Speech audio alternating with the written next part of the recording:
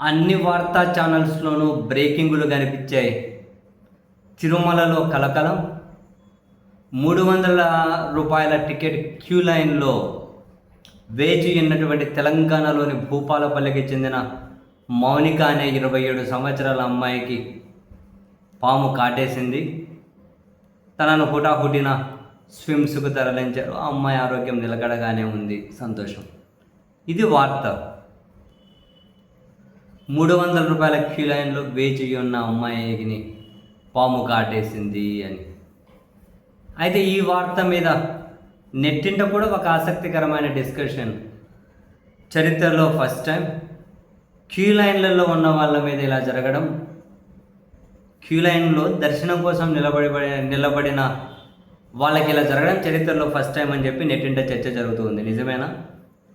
అది చరిత్రలో ఫస్ట్ టైమా కాదా అన్నది నాకైతే తెలియదు. బట్ చర్చ అయితే జరుగుతూ ఉంది. కానీ సరే, ఏముంది లేండి, ఇంతకుముందు జరగని విషయాలు చాలా, ఈవెన్ దేవాలయాలకు సంబంధించి కూడా ఈ మధ్య జరుగుతూ ఉన్నాయి కదా. తిరుమలలో టోకెన్ల కోసం అని చెప్పి తిరుపతిలో తొక్కిసలాట జరిగి ఏకంగా జనాలే చనిపోయారు కదా. అది చరిత్రలో ఫస్ట్ టైమే. కాశీబుగ్గలో కూడా జనాలు తొక్కిసలాటలో చనిపోవడం ఏంటి, అది అట్లాంటివి కానీ ఎప్పుడు జరగలేదు నాకు తెలిసి ఆంధ్రప్రదేశ్. సింహాచలంలో కూడా చూసాం కదా, పైన గోడగులి జనాలు చనిపోవడం ఏంటి. ఇవన్నీ చరిత్రలో ఫస్ట్ టైమే లేండి. ఇప్పుడు ఈ పాము కాటు అన్న విషయం చరిత్రలో ఫస్ట్ టైమా కాదా అని నాకు తెలియదు. బట్ డిస్కషన్ అయితే జరుగుతుంది.